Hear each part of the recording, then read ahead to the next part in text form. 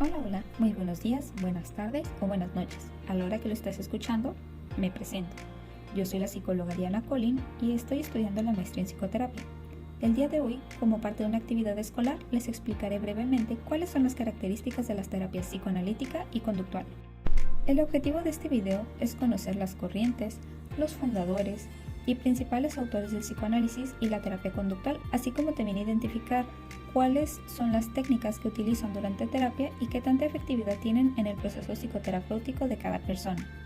El objetivo del psicoanálisis es la interpretación de la mente humana para que el paciente pueda alcanzar nuevos conocimientos desde la parte inconsciente donde se cree que yace el conflicto o la problemática.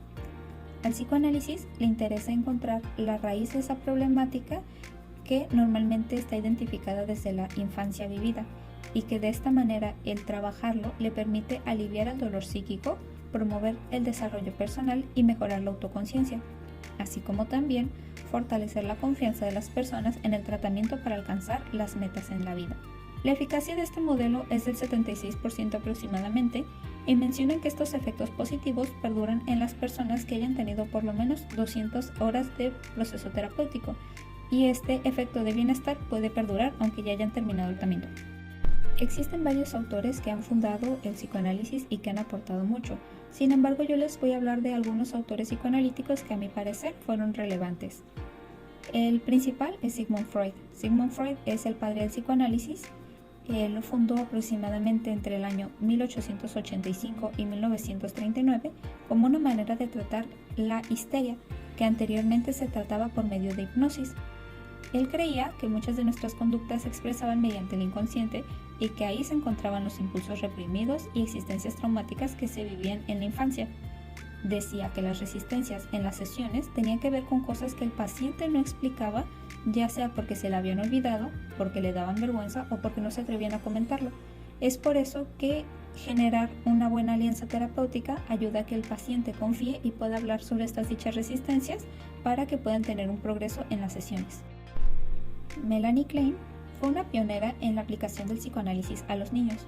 Klein aplicaba este análisis aproximadamente después de los 2 años y se le atribuye la creación de la técnica del juego en la que el niño puede usar libremente una hora de juego los juguetes que hay en la sala de la terapia.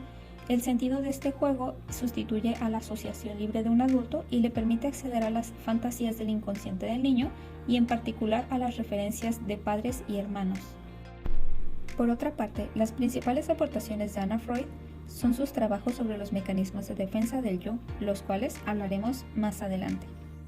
En el psicoanálisis humanístico, Erich Fromm defiende la idea que los cambios no deben realizarse por la fuerza y que deben suceder simultáneamente en las esferas económica, política y cultural. Aquí nos empezamos a dar cuenta que se estudia al ser humano desde sus diferentes áreas que lo rodean y cómo éstas pueden influir en él, no como anteriormente, que se consideraba que todo era biológico. Erich postula una serie de necesidades del hombre, que nacen desde sus pasiones y sus necesidades más intensas. No son las enraizadas en su cuerpo, sino que también nacen desde las condiciones de su existencia. Algunas de las técnicas que utilizan los psicoanalistas son la asociación libre. Freud descubrió que al permitir que el paciente hable libremente, sin presionar o preguntarle, permitía a los pacientes que externaran desde el inconsciente. Esto permitió sustituir la hipnosis utilizada en estos años. Él les pedía que se acostaran cómodamente en el diván y que le dijeran todo aquello que pasara por la cabeza, con la menor restricción posible, incluido todo aquello que pudieran considerar vulgar, vergonzoso o inadecuado. También él le llamaba represión a estos relatos que pudieran estar llenos de recuerdos, omisiones, olvidos, repeticiones, errores, divagaciones, etc. Y con este método, él encontraba el origen de los síntomas neuróticos que estaban meramente desde un carácter sexual. Y así como los pacientes transfieren sus resistencias mediante la asociación libre, está también la contratransferencia. Aquí el analista transfiere de cierto modo las ideas, sentimientos o actitudes hacia el paciente y este fenómeno es perturbador y distorsionante al tratamiento. Entonces aquí por eso es importante la regla de la abstinencia, por la cual el analista niega al paciente los deseos o satisfacciones que reclama permite que la transferencia sea utilizada meramente de una forma terapéutica. Ahora vamos a hablar sobre los mecanismos de defensa estudiados por Anna Freud. Ella hablaba que la represión era un impulso o una idea inaceptable que se tornaba de forma inconsciente. Por ejemplo, olvidar algo que nos causó dolor. Si fuiste una víctima de abuso a una temprana edad, sería normal que no recuerdes esa etapa de tu vida por parte de tu inconsciente que te está protegiendo. La regresión es un retorno a formas anteriores del funcionamiento psíquico.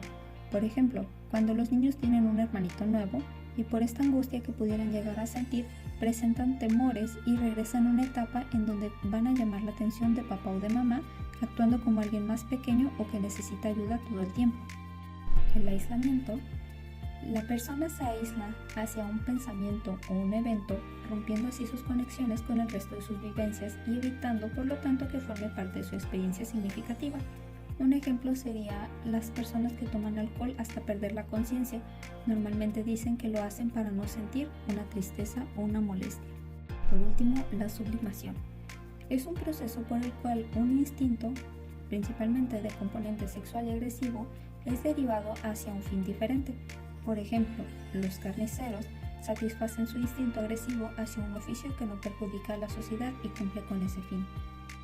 Otra de las técnicas importantes es el inconsciente y el consciente. Para Freud, la actividad mental tenía un lugar según dos modalidades, el consciente y el inconsciente.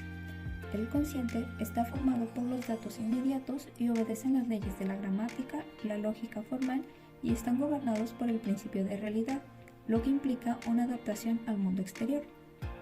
Y por aparte, los contenidos inconscientes solo pueden ser inferidos, el sujeto no está advertido de ellos y están regidos por el principio del placer, una de las cuyas manifestaciones es la reducción de la atención por medio de la realización alucinatoria del deseo. Otra técnica es el análisis del sueño. Freud planteaba que estos sueños son una realización alucinatoria de deseos y por consecuencia era una vía privilegiada de acceso hacia el inconsciente mediante el empleo de métodos interpretativos durante la sesión psicoterapéutica. El terapeuta podía encontrar los símbolos más importantes del sueño e interpretarlos desde el inconsciente. La corriente conductual, o también conocida como modificación de conducta o psicología del aprendizaje, estudia la conducta humana observable, incluyendo la conducta inadaptada. Menciona que la conducta es aprendida, por lo tanto los principios del aprendizaje son aplicables a los tratamientos como la ansiedad, la depresión, las fobias, consumo de sustancias, trastornos alimenticios, etc.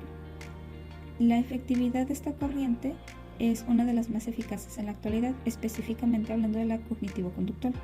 Los principales autores conductuales son John Watson, fue el fundador de la terapia conductual y él ayudó a definir el estudio del comportamiento y la psicología como una ciencia. Enfatizó en la importancia del aprendizaje y la influencia del contexto en el desarrollo de los seres humanos. Por otra parte, Skinner también fue uno de los principales fundadores para la corriente conductual. Él estudió el condicionamiento operante, la cual se basa en la idea de que el comportamiento de una persona es moldeado por las consecuencias que le siguen. Skinner sostiene que las consecuencias del comportamiento, ya sean positivas o negativas, van a influir en la posibilidad de que este comportamiento se repita o se extinga en un futuro. Por otra parte tenemos a Ivan Pavlov. Él fue otro de los fundadores importantes del cual se le atribuye el condicionamiento clásico, también conocido como condicionamiento pavloviano, modelo de estímulo-respuesta o aprendizaje por asociaciones, y este es un tipo de aprendizaje asociativo que vamos a ver más adelante. Edward Thorndike estudió la psicología del aprendizaje.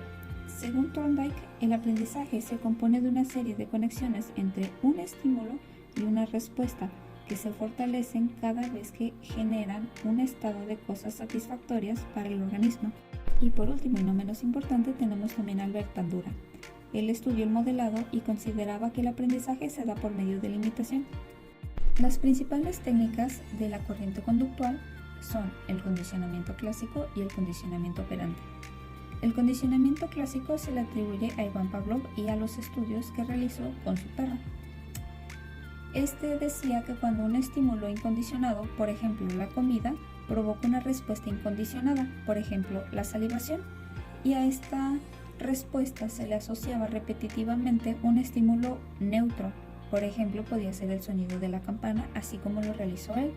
Y este estímulo condicionado logra producir por sí mismo una respuesta condicionada, o sea, la salivación. Cuando la perra escuche el sonido de la campana, aunque no haya comida, va a salivar. Por otra parte, el condicionamiento operante se le atribuye a Skinner.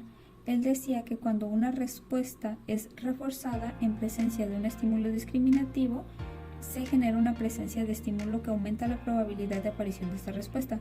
Por ejemplo, que una ave picotee una palanca para que le den comida, entonces hay mucha probabilidad de que lo vuelva a repetir. Otra técnica es el modelado de Bandura. Aquí un observador puede incorporar a su repertorio una conducta compleja por observación de cómo ésta se está ejecutando por medio de un modelo. Por ejemplo, un niño que está aprendiendo a manipular un juguete después de haber visto cómo lo está utilizando el adulto. Esta técnica se puede aplicar a una amplia gama de miedos, a obsesiones, dificultades para contacto social o para la falta de asertividad. Las técnicas de relajación son el resultado de que los sujetos puedan alcanzar voluntariamente un estado de tranquilidad sin necesitar la intervención del terapeuta. Aquí se sugiere que una persona completamente relajada no manifestará perturbación nerviosa, mientras que una persona tensa será más susceptible al sobresalto. Por lo tanto, se trabajarán técnicas para que el paciente aprenda a relajarse a través de la respiración o a través de la concentración en objetos que le puedan permitir mantener una tranquilidad. La desensibilización sistemática es una de las técnicas más ampliamente utilizadas por los terapeutas de la modificación de la conducta. Aquí se establece que la reacción ansiosa se puede cambiar al provocar conductas opuestas. Esta técnica está específicamente tratada para las fobias, ya sea animales, a objetos o alguna cosa inanimada, dado que se va trabajando poco a poco el desensibilizar hacia el objeto hasta que el paciente pueda mantener el estado de ansiedad bajo y pueda mantener una relajación ante el estímulo que anteriormente provocaba un miedo. El entrenamiento asertivo trata la ansiedad ante situaciones interpersonales. Esta técnica está caracterizada también por la elaboración, al estilo de las jerarquías de ansiedad, de una escala de situaciones en las que la persona necesita incrementar su asertividad y por los ensayos conductuales sobre dichas situaciones. Por ejemplo, hacer role-playing es una parte importante del entrenamiento asertivo. Si estamos trabajando que una persona mantenga el control de la ira, puede trabajarlo en sesión imaginando que está hablando con las personas que él o ella presentan dificultades para poder expresar verbalmente sus necesidades, para que así se pueda ir entrenando de las formas correctas de cómo comunicarse. Conclusión. Estas dos corrientes psicoterapéuticas son útiles para trabajar desde diferentes perspectivas. El psicoanálisis se encarga de estudiar y analizar situaciones pasadas que pudieran estar generando una problemática en el presente del paciente. Y por otro lado, la corriente conductual propone la modificación de la conducta presente. No se remonta al pasado más que para preguntar la cantidad de veces que ocurre, cuánto se presenta esta conducta indeseada y propone estrategias para solucionar dichas situaciones. Mientras que por otra parte, el psicoanálisis pretende que el paciente sea quien se pueda dar cuenta mediante la catarsis de las problemáticas vividas. Yo creo que podemos tomar un poco de ambas corrientes dependiendo qué es lo que se va a trabajar con el paciente y adecuándolo a las necesidades de cada uno de ellos. Pero cuéntame, ¿tú qué opinas?